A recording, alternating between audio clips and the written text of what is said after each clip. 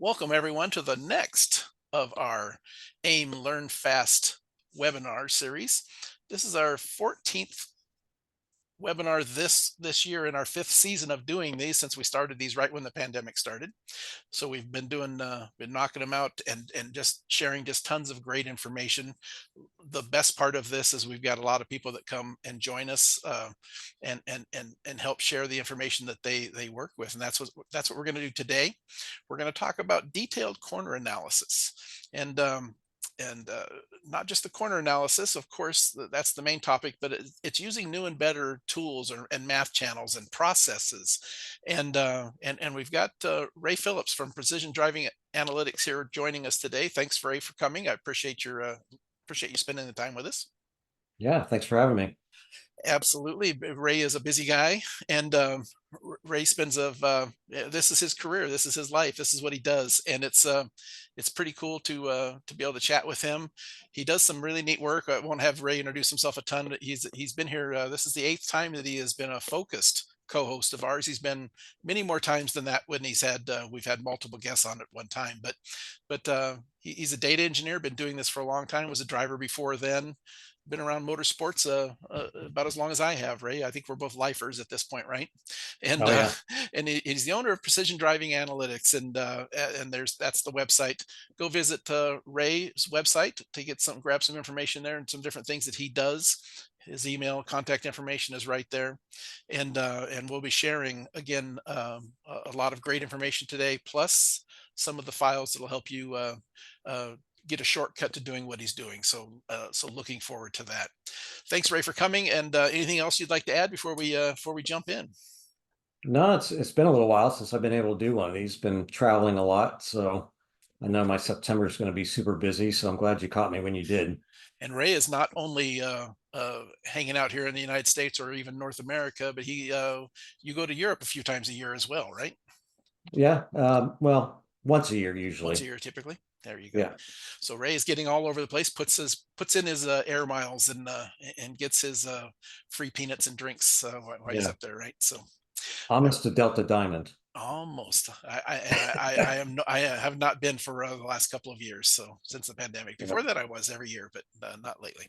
So let's jump in a little bit, and we won't spend time on all of this. We'll share the screen here, and the uh, talk a little bit. There's a long list of things that we're going to kind of cover. Some of them in detail, some of them in passing, but the goals of the analysis, when you're breaking down a corner, there is a lot of different things that are part of that corner, and that most of you are certainly already looking into. If some of them, maybe we're going to look at them in different ways. Give us a little bit of overview, Ray, on some of the stuff that the goals that you're looking for, and not only that, but how do you use those? Is it a driver tool? Is it a car tool? What are some of the reasons that you look into this bit of data in this way? Well, I think it can be both, but mainly probably a driver tool. If I'm working with somebody that's a really good driver, they're, consistent, and I've got to find a way for them to go faster. So sometimes I've got to dig in pretty deep, to find those little bits of information that they can use to go faster. So um, that's kind of what led me down this path initially. And I've worked with John Block. He helped me when I was racing, and this is some of the stuff that he did too. Um, but now with Race Studio 3 analysis, I found that there's some better ways to do some of this stuff that I think is more accurate as well.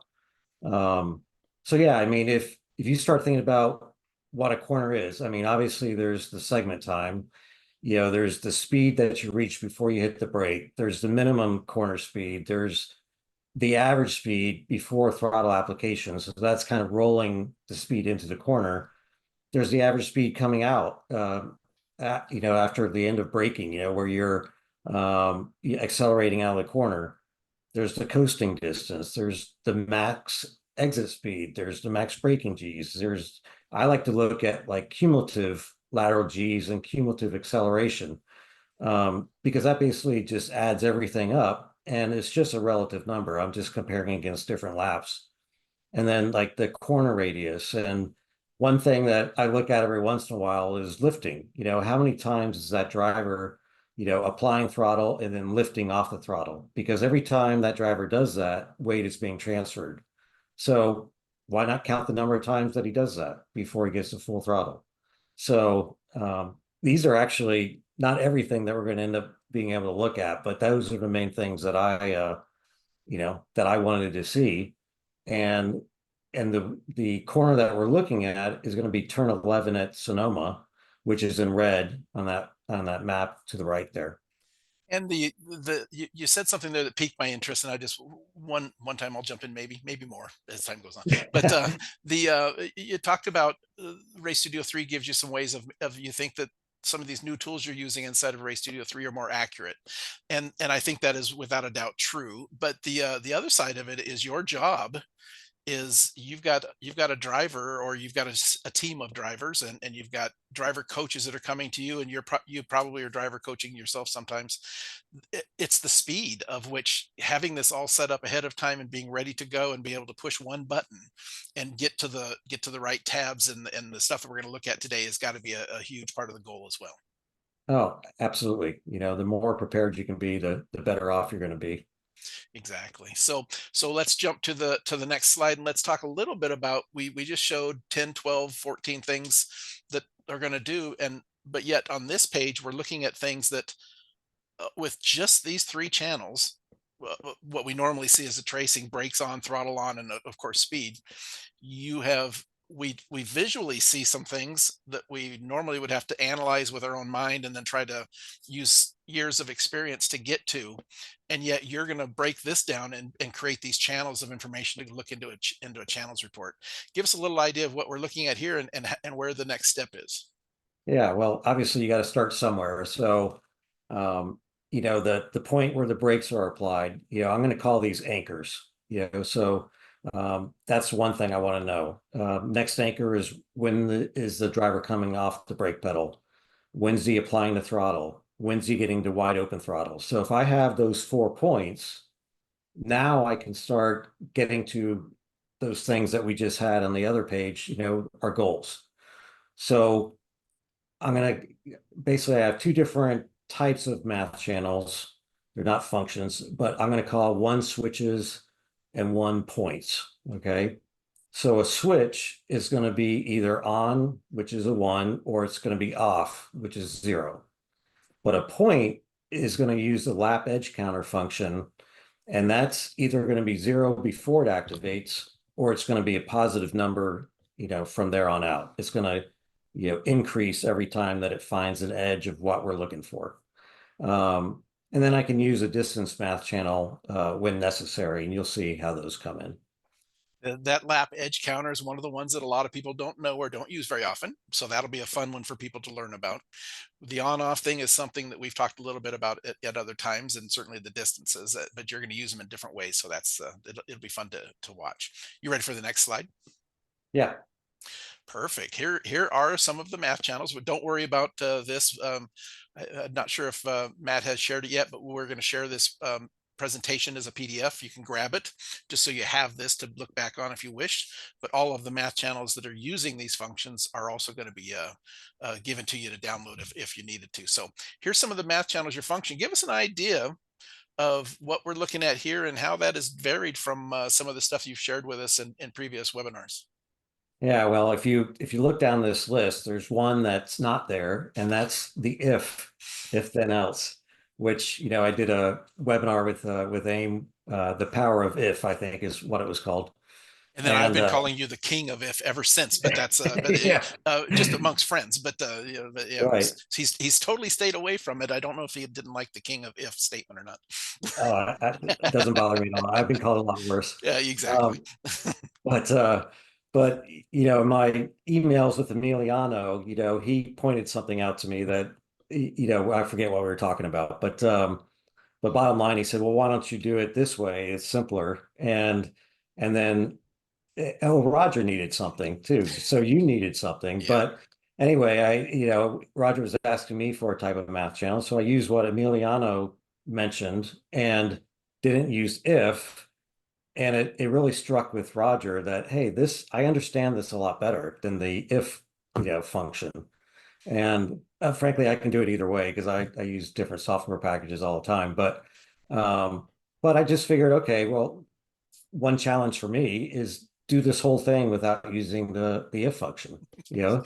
So it's all ones and zeros. That's really all it is, you know? And I'm sure Emiliano is smiling wherever he's at there on the webinar. But yeah, so we got the various arithmetic functions. So equals, greater than equals, less than equals, etc. We've got the not condition, which basically just inverts it. So if the channel is giving you a 0, then the not is going to make it a 1 and vice versa.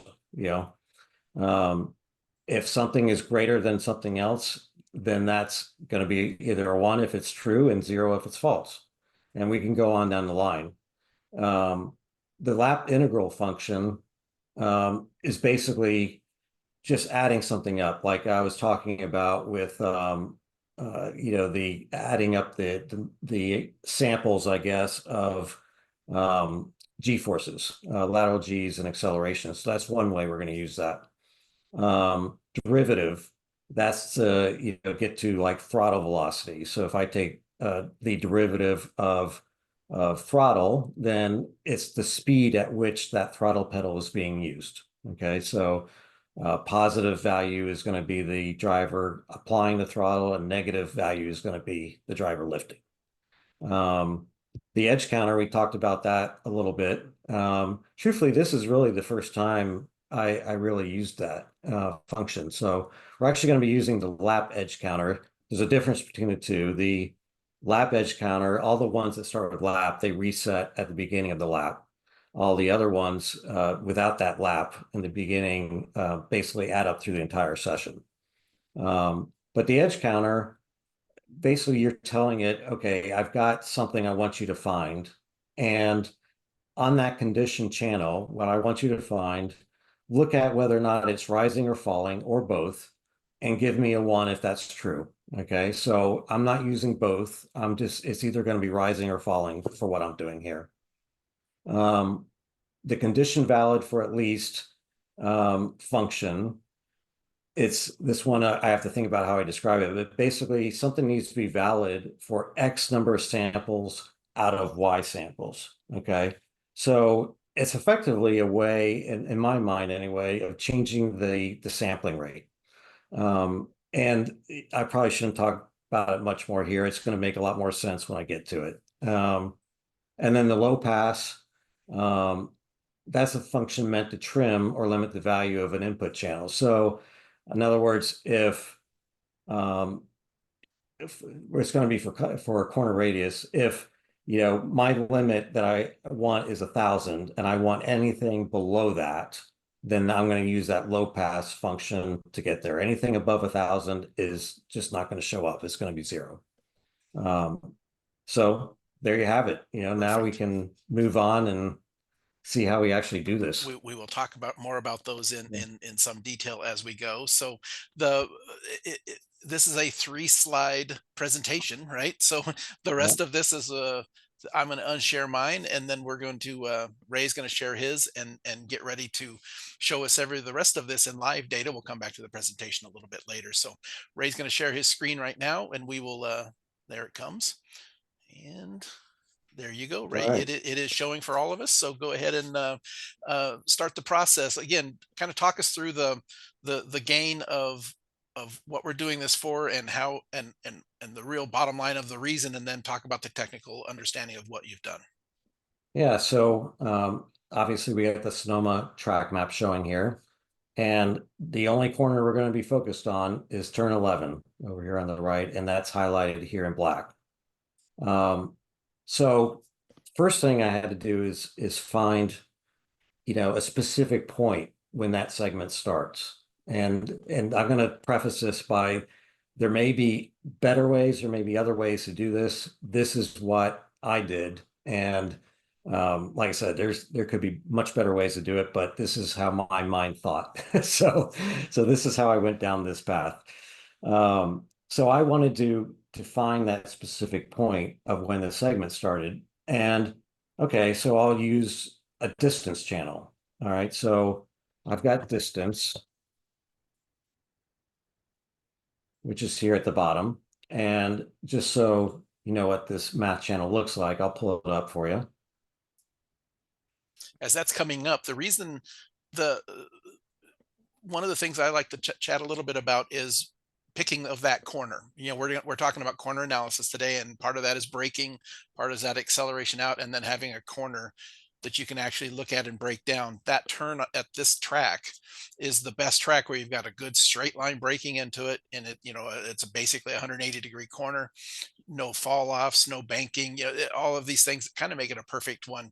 Other tracks that all of you that are watching that may want to do this on, you're going to pick the corner that you want to analyze that is the best characteristics of the track that you're after as well. So that's why Ray has picked this particular corner. Yeah, I mean, obviously, it's a very important corner at Sonoma, because like Roger said, you're reaching your highest speed, I think, before braking there, and then yeah, coming out, you're approaching the start finish line, and even though it's curved, you should be full throttle at that point. So, There you go. um, so can you see this window, Roger? I can. Yep, it is on top. Okay, so and is the gray readable? It is. Okay. So yeah, this is the formula for distance. So just taking a lap integral of GPS speed, basically we're getting this into feet per second is what we're doing. Dividing miles per hour divided by 3,600, that gets it to seconds, multiply it by 5,280, that gets it to feet. And take a lap integral of that, that's going to give you the feet. Okay, so And again, if don't need to write this down or anything, because Matt has already shared in the chat the math channel file that's zipped up for you to unzip and then be able to import all of these math channels into your own Ray Studio 3. And for those of you that are watching this later, not here watching live, all of those same links will be in the description box below in the YouTube description box. So there's a little bit of the housekeeping stuff taken care of. yeah. So this corner is obviously pretty far away from the start finish line. It's the last corner on the track. And if I look at my distances, I pulled up the best 5 laps. But look at my range of distances. It goes from 11,070 to 11,144. That's not good enough for me. I need to be much more precise than that to get a good feeling of, when that driver is exactly hitting the brakes and everything else. So, I tried to figure out different ways of doing this. And I realized, okay, well, there is GPS latitude and longitude. So pull those two up. I'll get back to just the 1 lap. So I said, okay, well, let me try just using those 2 points. And that really didn't work very well. It might work for 1 lap, but it's not going to work for all the laps. And Emiliano could probably explain that better. But I think basically what it needs is something like a start finish line where there's a perpendicular line going across those 2 points. So after fooling around with it, I was like, well, why don't I just create another track map I with can a use a start start finish finish line? line there, right? Yeah. Exactly. You can do it. So that's what I did. So to create another track map, I basically wrote down those coordinates, and you can just come up here and say create new track map. I've already done it, so I'm not going to do it here. But down below here, you can put in the coordinates and you can label it however you want. Oh, something Oops. stopped with the Yeah, it screen jumped out. share. Yep, just share it again. Um, I think my Ray Studio 3 stopped. Oops. So Yep, there you go. We'll fire it back up. yeah. The as he's going, Matt has also shared. Matt Romanowski is in the background here sharing with the link, being the link master for tonight. Emiliano is also in the here in the chat if you have any questions for him. Very very late night at outside of Milan, Italy for Emiliano. I thank him for coming. Matt has the different track maps. The track map he's already built. We're not going to share the data because it's data that he can't share today. But if you have some Sonoma data we do have the map already built in the track map segments. If not, the process that he's showing you should be able to be used on any track where you have your own data. So you'll have that as well.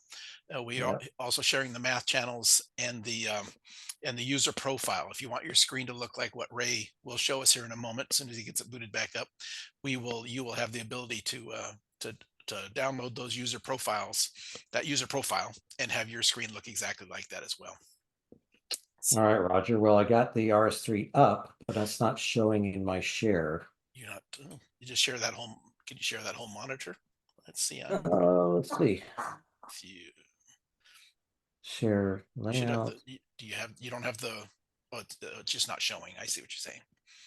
Yeah. Well, I can do an entire screen, I think. That probably, if as long as you don't have anything else on that screen. Yeah. It's the way I always do it, just so that everything pops up right in front, no matter what. We are seeing it now, so you are off and running. All right. So I don't have everything up because I went back to where it was. But anyway, that's what I did is created a new track map. And you can do that, right? No need to do it again, but he was up in that upper icon right there, and you can just build a Yeah. new map from there if you wish. Okay. So I did do that.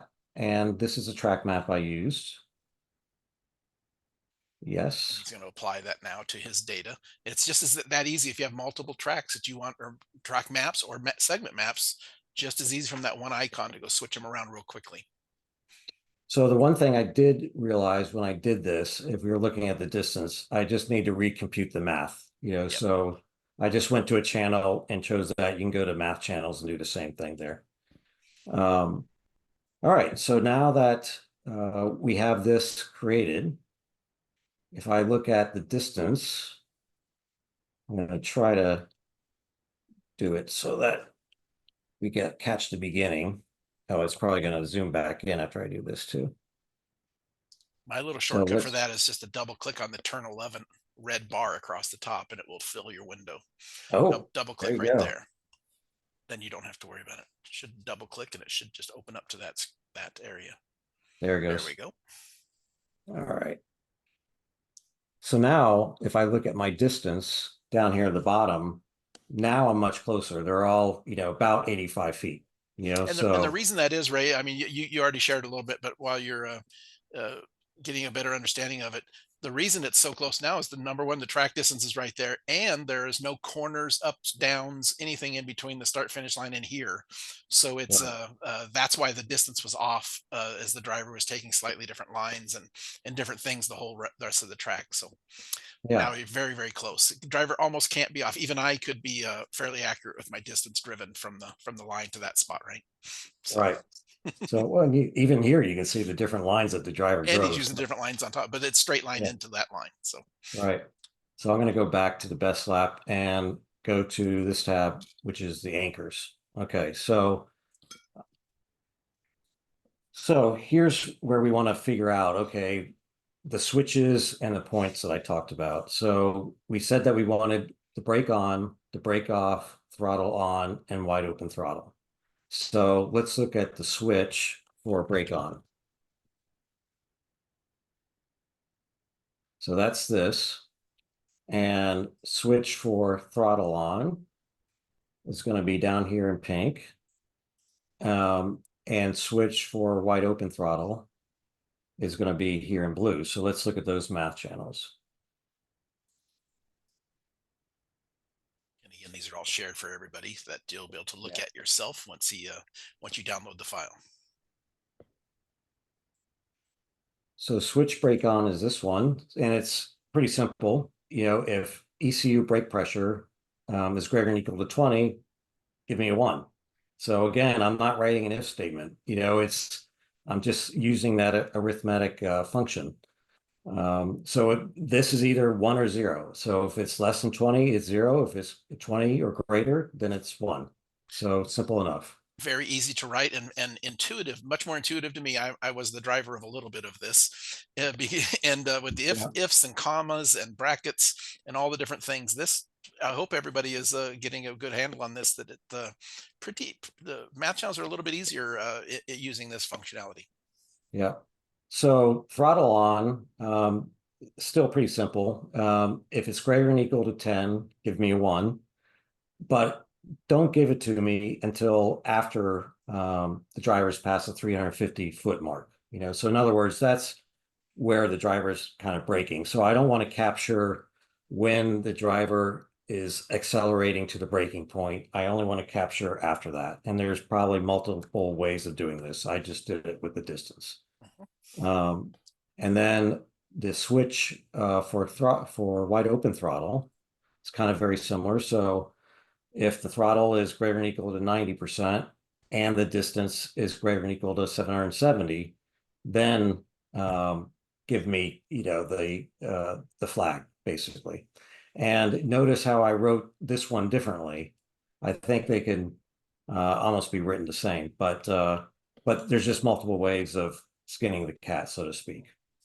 So those are those math channels. Okay, so now I also have this, it's not a point yet, but this is where the switch is turning off for the brake. So that's important. Okay. Because that was the other anchor that we were looking for. So now let's look at our points. So I'm just going to pull up the point where the brake is on. Okay. So that's in this blue here. So it's only one time it's on. So that stays on the whole time. That'll stay on until it reaches the next point where the switch for the brake turns on, and then it'll go to 2 and on down the line. So we'll look at that math channel. And you also notice why that's coming up, that he makes strong use of that filter, that search bar on both the channel box and in the math channels. And watch how he's doing this. This is a very, very time saving thing for all of us to do. Yeah. So again, we use the lap edge counter function. So our channel is switch brake on and rising. So that's going to capture, it's going to go to 1 and go to 2 and go to 3 every time that it finds the switch is turned on for braking. So that's easy enough. So while we're in here, since it takes a little bit of time to go back and forth, we do point brake off.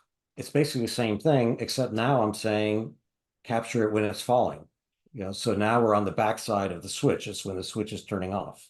And for those of you that don't use the math channels very much, you notice that it's got that prefix of lap. And what Yeah. that does is it's doing these nice counts when it finds these vertical lines, and it resets to 0 at the end of the lap for the next lap. So we'll pull up the point brake off, which is there.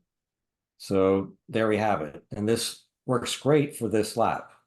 However, I found that this doesn't work so great on other laps. So I'll pull up one of these other laps that it didn't work so great on, so you can see what I'm talking about. So this one, we'll turn that one off, and I'll zoom in on this here. I got to find my icons. They got hidden by the zoom box video is in front of thing. it now. Yeah. All right, so now what's happening is the yellow is the switch brake on, right? So it's capturing this point where it turned off, but then it turns on again, and then it turns off again, and then it turns on again, and then it turns off again. So now my counters go up to 3 for each brake on and brake off. And I don't want to capture that. I don't want to capture it that way.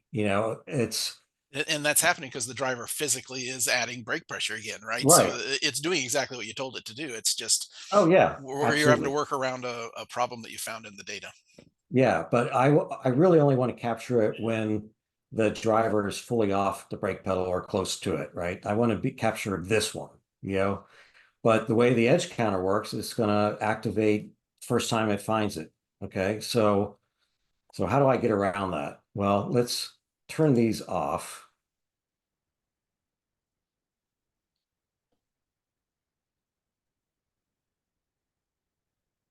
And try to zoom back out here. So what I did is I used that condition function that we talked about a little bit before. So there's a channel called switch brake off condition, or switch brake on condition, sorry. So now it's basically capturing where I want it to capture, at the end of that breaking point. It's losing a little bit here, but let's see what this math channel is doing.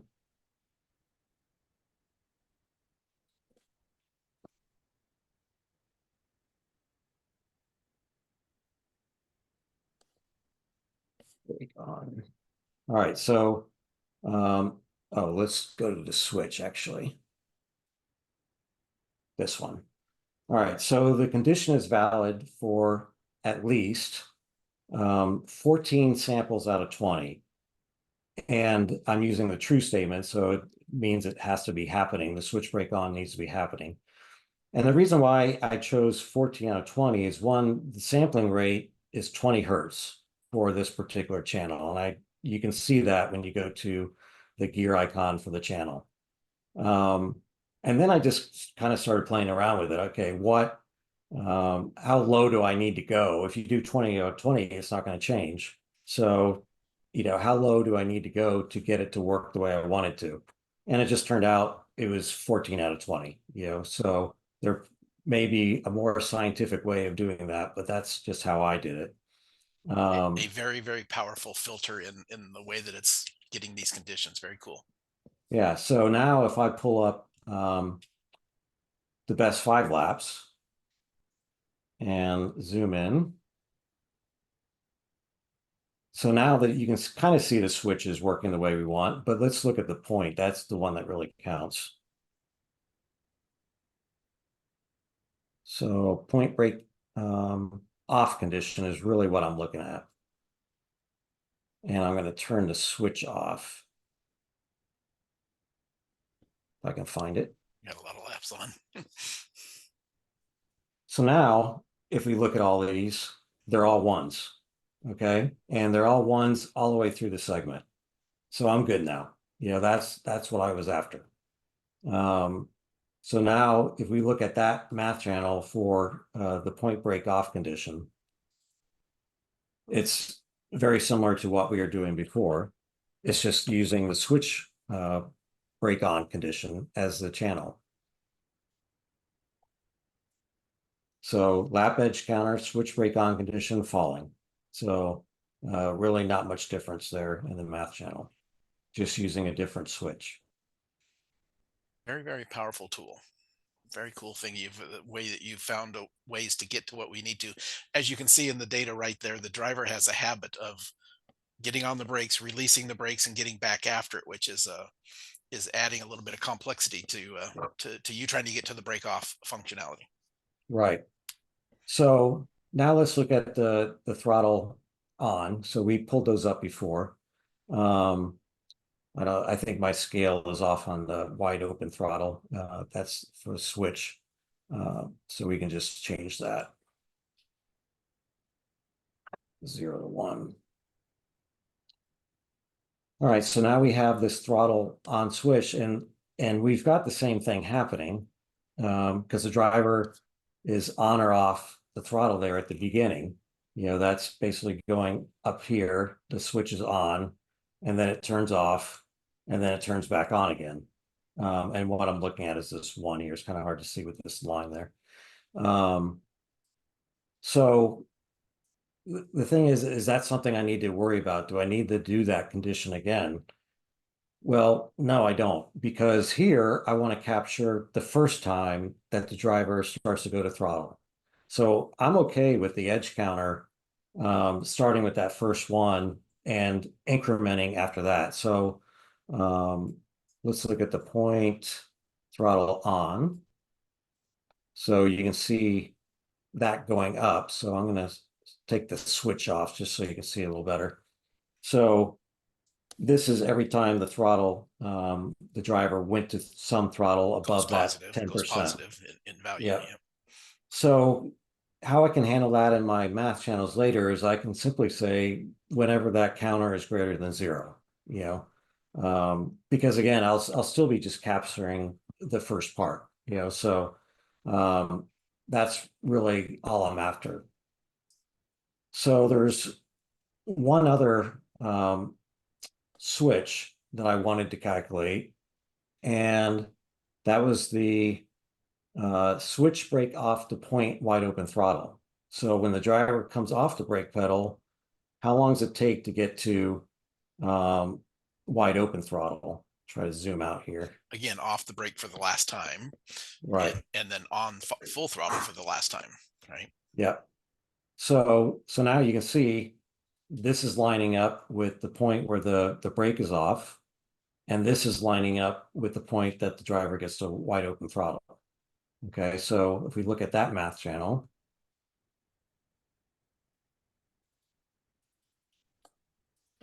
Always a little delay in opening that up.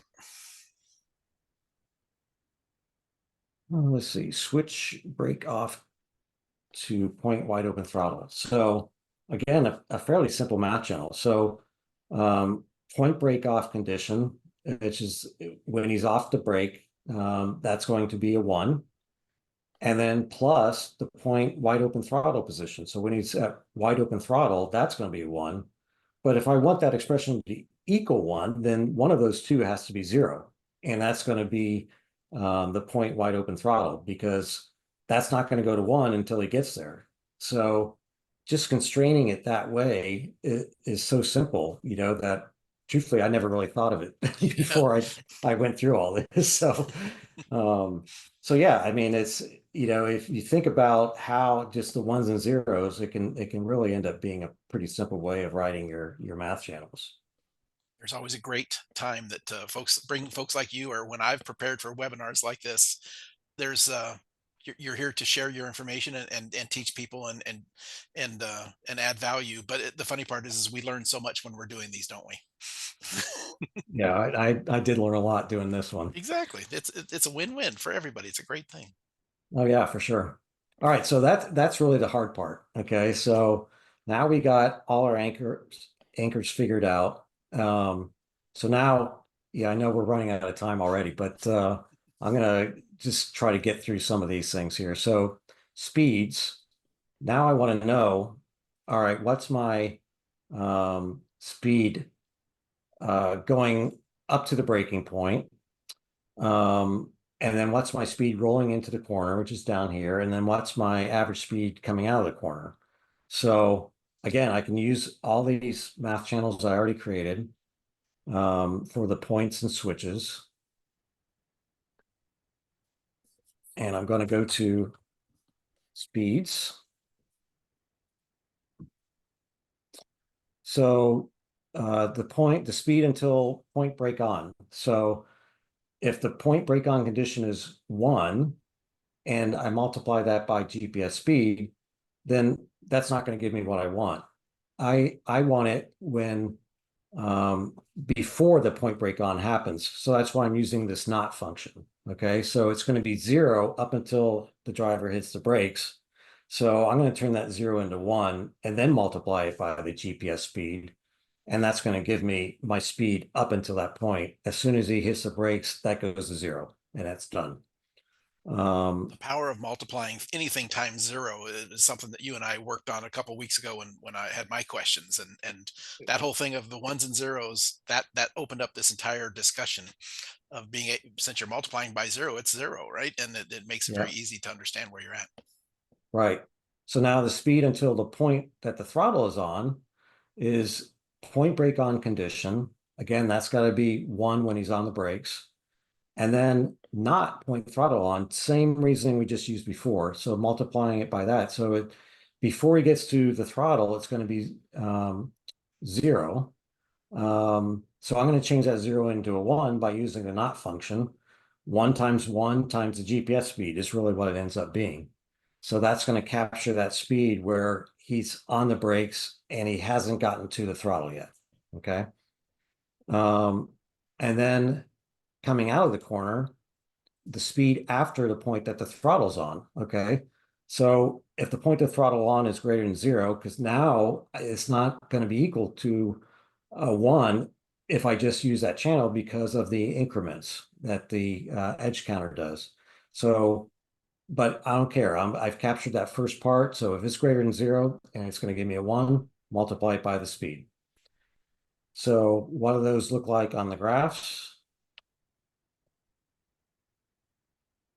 So there's my speed until the brake is on.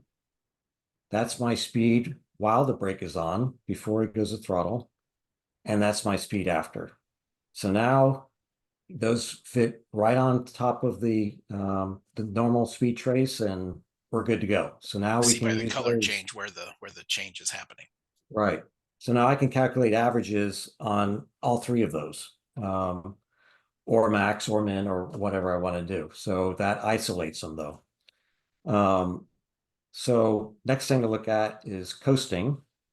So again, it's just a way we implement the points and switches. So yellow is coasting. If I look at that math channel real quick.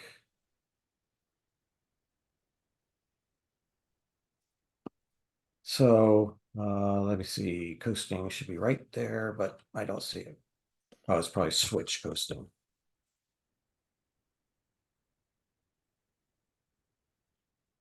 Switch coasting. So switch coasting is point break off condition. That's just as it is. So if he's off the brake pedal, then that's going to be a 1. And before he goes to throttle, so not having the switch throttle on. Okay. So 1 times 1 is 1, 1 times 0 is 0. So if he's off the brakes and off the throttle, then that gives me the coasting. Okay. The other thing I wanted to do is use the lap integral and figure out how long did that driver coast.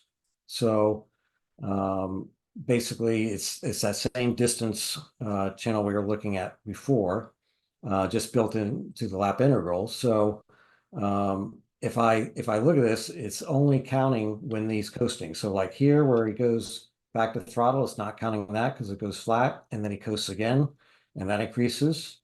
So this driver coasted 23.2 feet on that particular lap. Okay. So now I can use that as a max. The whole idea behind all this is to get to the point of using the channels report, because that's really what's going to give us a lot of the value in the end. So if I have this integral, then I can use the max of it and see that in the channels report. G measures. Let's try to zoom back out again here.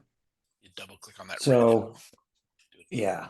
So this is lateral G's. This is longitudinal with negative being braking.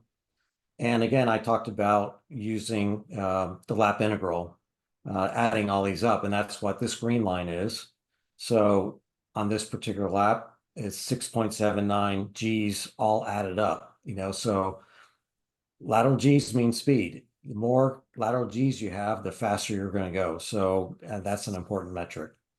And then acceleration out of the corner, well, how much acceleration is that driver getting, out of the corner? So when's he getting to full throttle? When's he getting on throttle? All that stuff comes into play here. In this particular case, it's 5.86 G's, just a number. It's just something we're going to compare against. It's a report card value, right? For the corner. Yeah. Yeah. Corner radius. So AIM has a math channel for corner radius. And the thing about it, though, is that anytime you calculate corner radius, it basically approaches affinity when the car is going straight. So that example where we use the low pass function in the PowerPoint, that's where this comes into play. So most corners aren't going to have a radius greater than, say, 1,000 feet. So frankly, you could probably use 500 feet a lot of times. But if I want to just capture that so that I'm only seeing anything less than 1,000, then I use this low pass filter. And, the GPS radius, which is the AIM math channel, and my threshold is 1,000. Okay. So that's why it's basically 0 here, but here down in the green, that's my corner radius. So the minimum corner radius is when the car is turning the most. Okay, so it's just another interesting metric. So at this point, the radius is 56.8 feet. Really helps show you those early apex, late apex, it becomes a visual thing as well, which is pretty handy. I use the GPS radius a lot. Yeah, yeah, I think we talked about that Yep. in one of my other webinars. But yeah, corner radius can be very useful. Um, and the last one is lifting. Okay, so this is what I was talking about before. I'll zoom in on this. Um, so we have speed up here, we have throttle velocity, which is really what's driving this. And then every time the yellow goes up, that's when the driver's lifting. So all these little bits where it's going down, those are all points where the driver is lifting, even if it's the smallest amount. So um, it's just an interesting metric sometimes to look at, because really what I want is the driver to be squeezing on the throttle. Um, Lifting can indicate a few things. One, it can indicate impatience.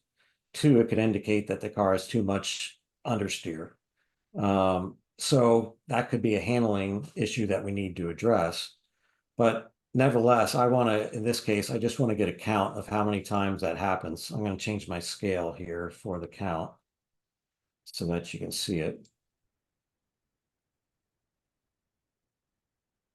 So you can see that, the edge counter is counting all the rising points where the lifting happens.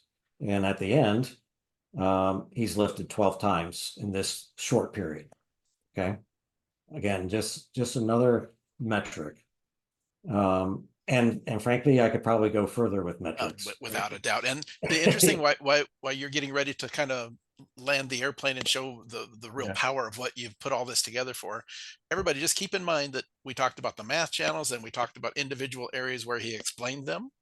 But the bottom line is, here comes the speed, here comes the power of everything we've just talked about, and bringing it into a channels report and being able to get lap after lap, and the difference in the adjustments that they've done and what the driver's done right here in the channels report. So Yeah. show us the final result of everything you've just done. Right. So this is the corner entry channels report. So we got entry and we got exit. Okay. So now we're going to look at everything that pertains to the entry of the corner. Okay.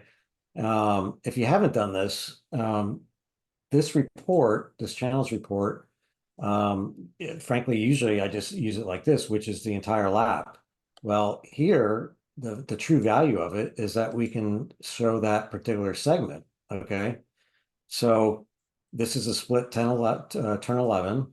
So all we're paying attention to are these numbers down here in the middle. Um, so I've got my segment times. One thing I can do is I can sort those. So if I come up here and hit that time, now it's got them in, fastest speed to slowest speed. So my fastest time has to be the best time or best lap. So at 10.995, my next fastest was 11.064. So that's about 7/100ths difference. I think it's 69 1,000ths. Um, so those are the two we're comparing. So how do I find that 7/100ths after all of this? Well, I can also look at this and see consistency and that type of thing. Like if I'm looking at, what point the driver is braking, all that stuff. So I could go down that path too. But I'm going to turn off all these other ones in these 2 laps. And I'm just going to uncheck all these other laps. So now all the numbers are either red or blue, which is, the max or the min. Okay.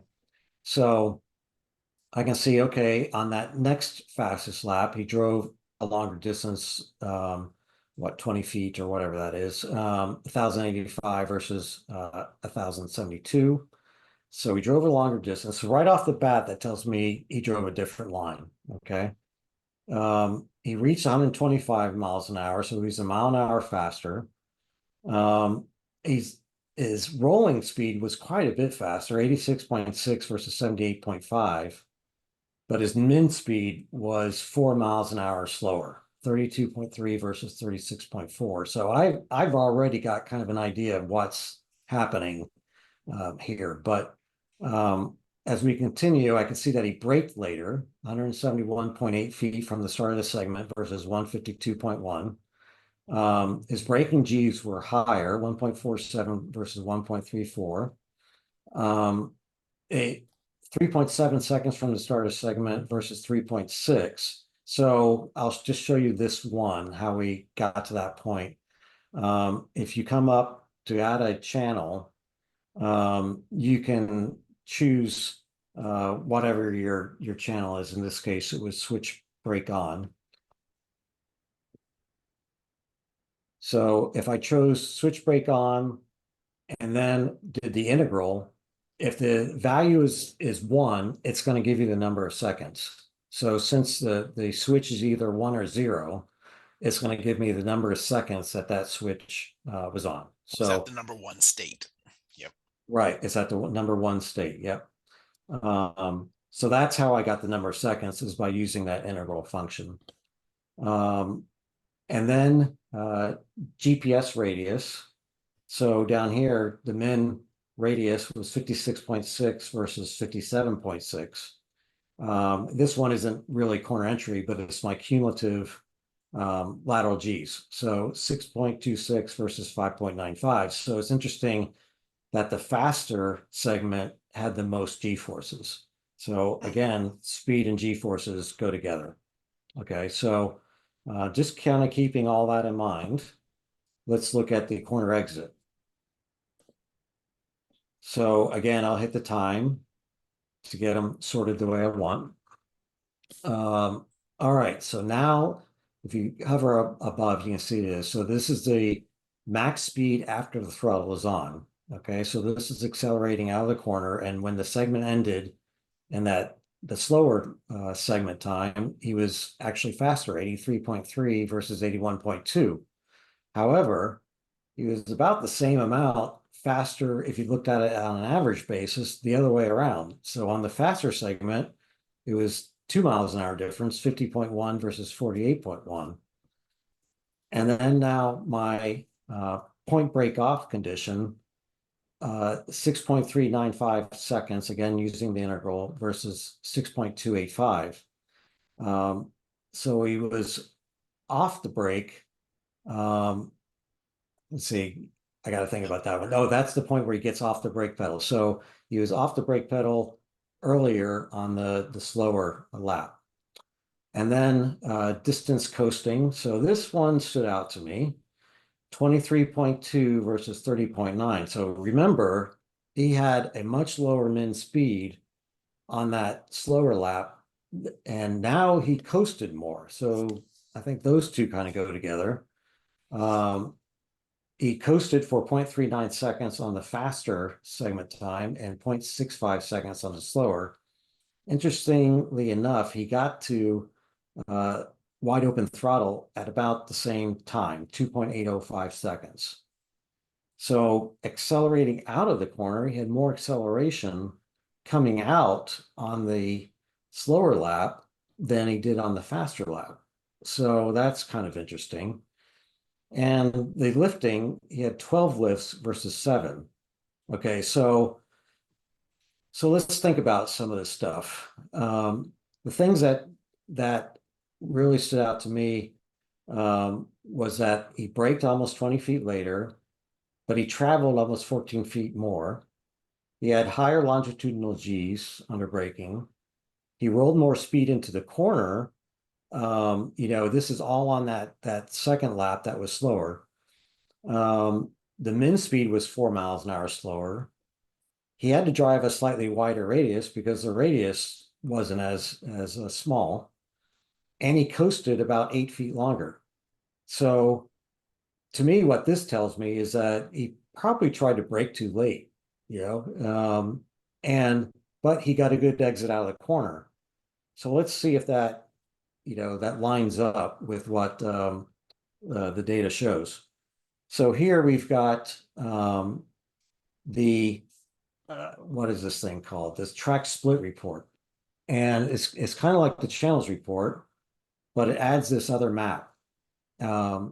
So I added this map over here. I'm going to come back to a place where I can add that that lap 6. And I'm going to come back here. So now this is the line that he took on that slower lap. So that's exactly what the numbers are telling us, right? He braked later, he went deeper, he had probably overcooked the corner Yeah, just based missed the on apex. comparing the Yeah. two. Yeah, he missed the apex, but he got a better shot out of the corner.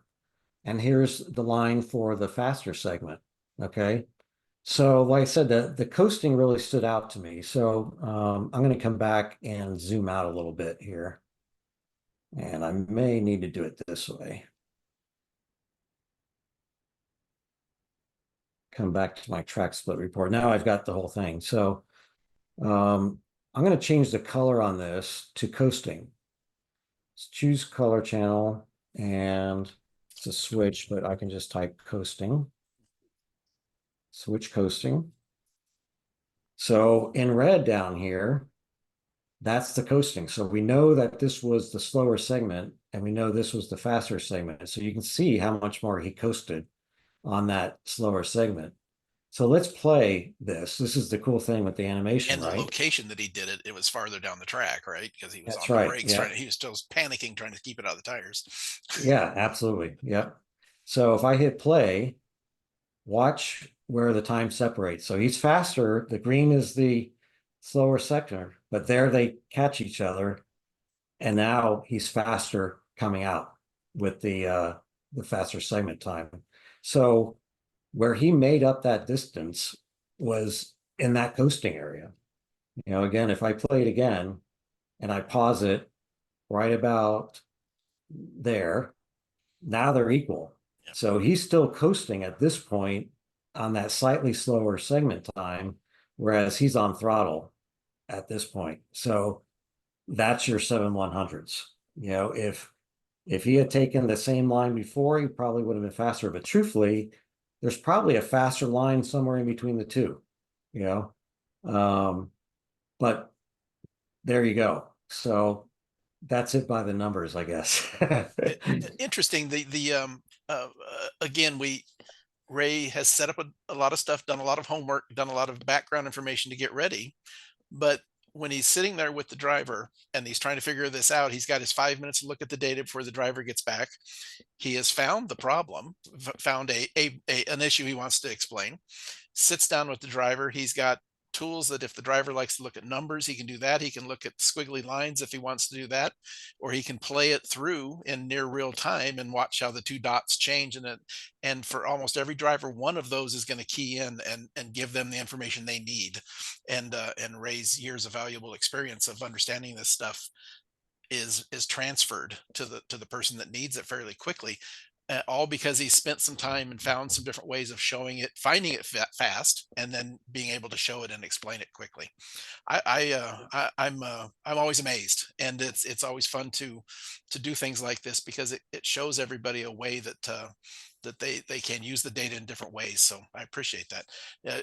Ray, as you kind of close this up, is there anything that you can share with us about uh, what happened after this? Did you're able to chat with the driver and get an understanding? You talked about the line was probably somewhere in between. Is that where you went back out and tried to find the improvement?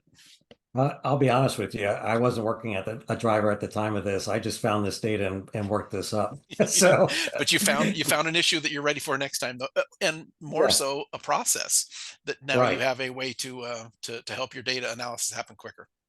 Yeah. So, but yeah, I mean, if I'm working with a driver that, I need to find tenths or hundreds, I need to go deep, and this is a way for me to do that. So, Perfect. um, so yeah, Go deep, that's, but get there in a hurry, right? yeah, right. That's the best part about this. This is deep data Yeah. analysis. This is very powerful stuff, but with some preparation, you can get there in so quickly. It's very cool. Yeah. Yeah, for sure. All One right. question as you go ahead and start unsharing yours. We did Yeah. have one question in the question box from Daniel. He talked about there's a collection really big math channels formulas that you've saw Yeah. mentioned in the back there. I still have I think he's talking about some stuff that I had done very early on for Ray Studio 2 math channels. David, they can be, I'm sorry, Daniel, they can be moved around. Drop me an email. You'll have my email address in just a moment if you haven't seen it. I'm happy to share those with you. I have been working over the last couple of months where I've been working in that exact same Excel spreadsheet, and I've been slowly converting all of the math channels into Ray Studio 3 ready math channels, including a bunch of ones that I've been working on for other tasks as well. We'll add the ones that Ray has done here today to that list. But the bigger thing is, I'll certainly share all those with you. The bigger one is the ones we've been doing since Ray Studio 3. If you go to YouTube, uh, AIM Sports YouTube page, and you just do a search for math on any of our webinars, and if there's math involved, and you open up that video and go to the description, you're going to find the math channel files ready for you to download and import into your Ray Studio 3. And you're just going to grab, there's probably been 1,000 math channels in different webinars that have been shared. And that is probably your best bet. If you just did a search for them, you're going to find just a ton of them. I don't have them in a single repository area right now, but boy, if you did a search, just the word math inside of YouTube on our YouTube page, you're going to find all the webinars that hold those. So Yeah. perfect. Okay, let me share my screen as we kind of close this one out a little bit. Speaking of the YouTube site, there it is. This one will be up there within an hour or so, including all of the links that we've just chatted about, and those will all be up there. We've started. Brick, I don't think is here today, but Brick has started to create a series of short videos that I think we've added 3 or 4 in the last couple of weeks. Matt Romanowski is doing a series of his as well on his website. The So there's some extra videos up there. It is what my focus is going to be on for probably the next month or two as well. I'm starting to build short videos where keep your eye out, looking at our YouTube page. Go visit it often, subscribe to it. You're going to start to see a bunch of those showing up, and they're going to start off pretty simple, and they're going to be how do I change this line? How do I open that math channel box? Very function oriented. So when you're at the track and you go, I can't figure out how to add that channel, boom, open up this short little video, see it on your phone, jump right back in and go back to work. So you're going to be seeing a ton more of those here shortly. So, but we'll always have the webinars as well up there, the long form stuff as well. So visit the YouTube site and take a look at all that information there. Here we are. We're that time of the year. We're deep in the customer support area at the track. We're always year-round customer support on the phone and for service calls and other things when you call us and meet the folks there. But boy, we're traveling a lot. So look for all the fellas and the guys and the gals that are out there at tracks as much as we can be. I always like to say we're a customer support company that happens to sell racing electronics, and we'll be at lots of tracks. I know I'll be at the NASA Nationals coming up here shortly. We'll have a couple folks at the SCCA runoffs. Ray's going to be at Sonoma here coming up shortly, right? Yeah. Chloe, who was in our chat a little bit earlier, she does a lot of our motorcycle track work. She was on an airplane, had to turn off the webinar as the plane was taxiing out. So she's on her way to Mid Ohio this weekend. So we have folks out there all over the place. Give us a call if there's anything that we can do for you, or look for our folks out at the track as well. Speaking of Chloe, the very next webinar is going to be Chloe. She's going to come back. She's always popular. We always get a lot of good reviews of webinars when she comes and talks about some of the different data analysis and data tasks that she's doing as a data engineer in the Moto America series. And then she also then goes to a lot of tracks and provides support for other AIM users in the motorcycle world. So very popular, and she's going to be joining us here in a couple of weeks on August 27th at 10 a.m. Pacific, 1 p.m. Eastern. Join us for that one. Even though it's motorcycles, always the information transfers back and forth. It's analysis, right?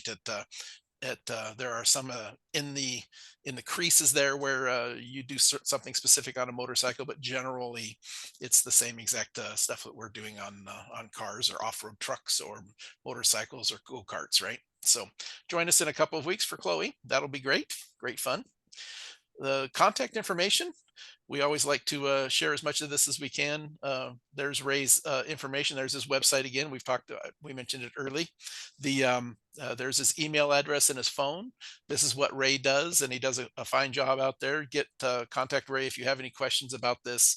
One of the things he does that I enjoy the most, he does a ton of things and sells product and everything. But one of the things he does is he contracts with folks to set up their computers and set up these user profiles and the math channels and all these things. If you have a need, give Ray a call, and he's happy to chat with you and talk about getting you set up.